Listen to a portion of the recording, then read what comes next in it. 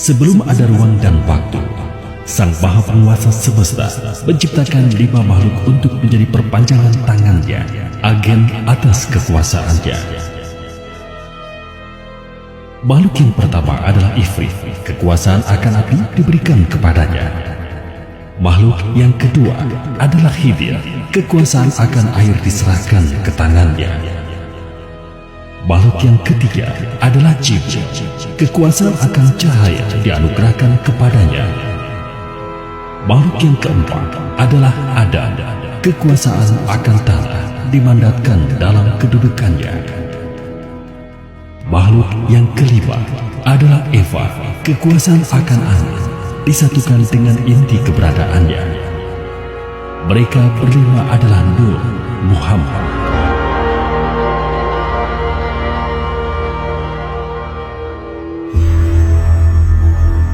Sang Maha Memerintah kemudian menyampaikan kehendaknya kepada mereka untuk menciptakan sebuah dunia yang berbeda dari alam rohani tempat mereka sekarang berada. Dengan kekuasaan yang diberikan Yang Maha Pencipta yang tiada bandingannya, kelimanya bekerja sama memanfaatkan ilmu dan kekuasaan yang telah diberikan kepada mereka.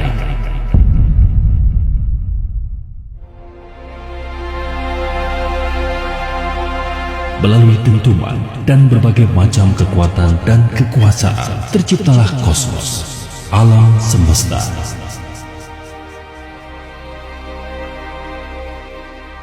Yang Maha memberi manfaat puas dengan penggunaan kekuasaan atas penciptaan yang telah diberikan kepada mereka. Yang Maha Bijaksana kemudian berpesan, mereka boleh melanjutkan penggunaan akan kekuasaan tersebut, tetapi janganlah sekali-kali bermain-main dengan roh, esensi utama yang menyusun eksistensi mereka di alam rohani. Nur Muhammad mendengar dan menerima perintah tersebut.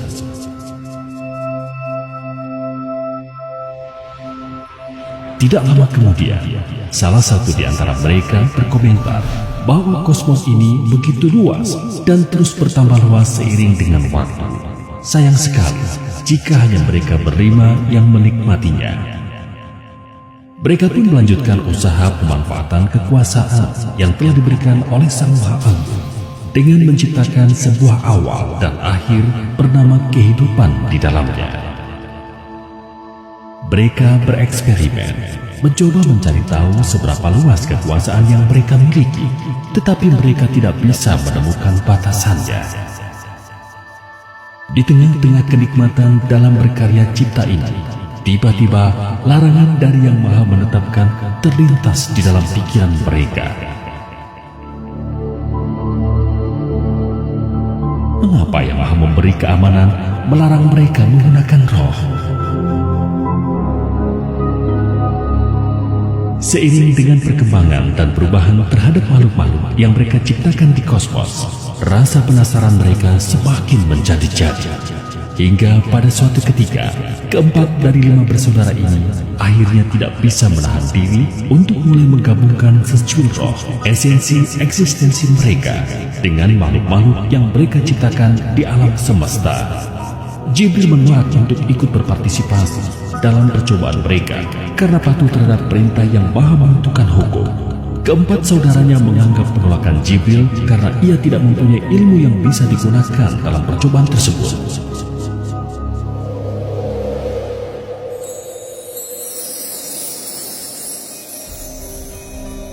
Setelah mencoba, mereka berempat sangat gembira mengetahui kombinasi 2 hal yang berasal dari 2 dunia yang berbeda, menciptakan makhluk-makhluk baru yang unik, berbeda dengan semua makhluk yang pernah mereka ciptakan sebelumnya. Mereka pun melanjutkan proses penciptaan alam semesta dengan melakukan berbagai macam eksperimen menggunakan roh mereka sendiri sebagai satu bahannya. Sang Maha Mengetahui sadar akan hal ini. Jibril kemudian bertanya kepadanya, mengapa Yang Maha melihat membiarkan keempatnya melanggar peringatannya? Sang Maha menghendaki ingin menciptakan pemimpin atau khalifah di alam semesta. Jibril kembali bertanya, Mengapa Sang Maha Bijaksana ingin mengisi alam semesta dengan makhluk yang tercipta dari kontradiksi dan dualitas tersebut? Bukankah mereka hanya akan saling menyakiti dan menghancurkan? Sang Maha memuliakan makhluknya menjawab. Jawaban atas pertanyaan tersebut harus Jibril cari tahu sendiri. Ketika percobaan yang dilakukan oleh Ifrit, Khidir, Adam dan Eva hampir sempurna untuk menciptakan makhluk yang identik dengan karakteristik mereka, tiba-tiba Yang Maha Tinggi memanggil mereka semua untuk berkumpul, termasuk Jibril. Sang Maha menghitung segala sesuatu, kemudian memerintahkan mereka berempat yang sejatinya diciptakan sejajar untuk sujud kepada Adam. Mereka semua mematuhi perintah yang diberikan Sang Maha Kuasa, kecuali Ifrit. Ketika ditanya mengapa ia tidak mematuhi perintah Yang Maha Pengasuh, Ifrit menjawab, karena ia lebih mulia daripada Adam, karena ia diciptakan dari api, sementara Adam diciptakan dari tanah. Karena jawabannya tersebut, Ifrit pun diusir dari alam rohani untuk turun ke alam nyata.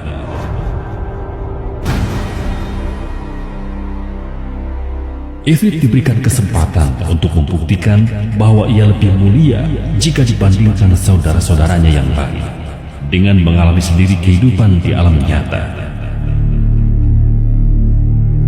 Setelah selesai menguji Ifrit, Yang Maha Besar kemudian menguji keempat Nur Muhammad yang tersisa dengan mengiming-imingi kekuasaan yang lebih besar dari yang telah mereka miliki saat ini.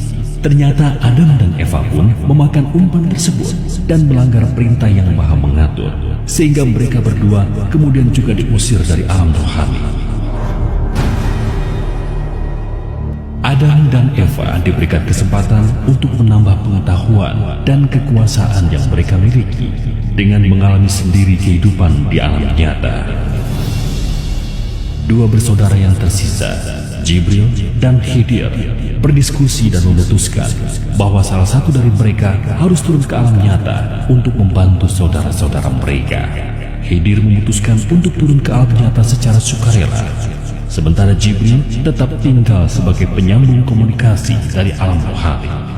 Keputusan ini memastikan Jibril mampu berkomunikasi dengan Khidir, sehingga petunjuk-petunjuk yang diberikan Yang Maha Pemberi Petunjuk bisa diterima di alam nyata. Berbeda dengan di alam rohani, kali ini mereka harus hidup berbalutkan jasad salah satu makhluk yang mereka ciptakan, sebuah gabungan antara roh dengan jasmani yang telah mereka modifikasi.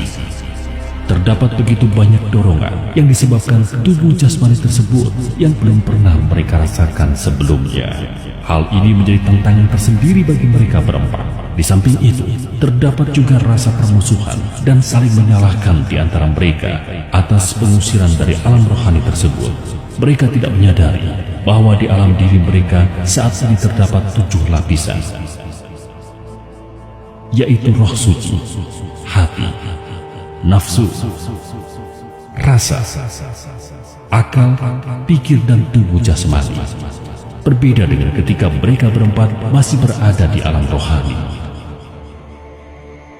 Meskipun begitu, mereka semua berusaha menjalankan hukuman ini sebaik mungkin, berharap suatu saat Yang Maha Pemaaf akan berkenan mengizinkan mereka kembali ke alam rohani.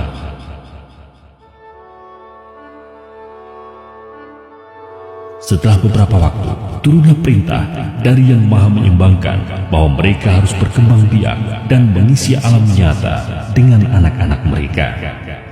Pada awalnya, perintah tersebut tidak menjadi masalah bagi mereka.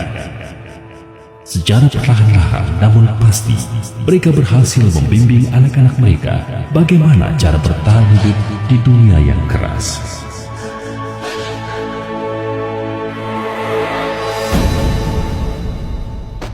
Nur Muhammad juga tidak ragu-ragu membagi kekuasaan mereka atas elemen kepada anak-anak mereka. Hingga suatu saat mereka menyadari bahwa ada yang terlewat dalam percobaan mereka ketika menggabungkan roh dengan jasad, yaitu keberadaan nafsu yang mengotori tindakan manusia.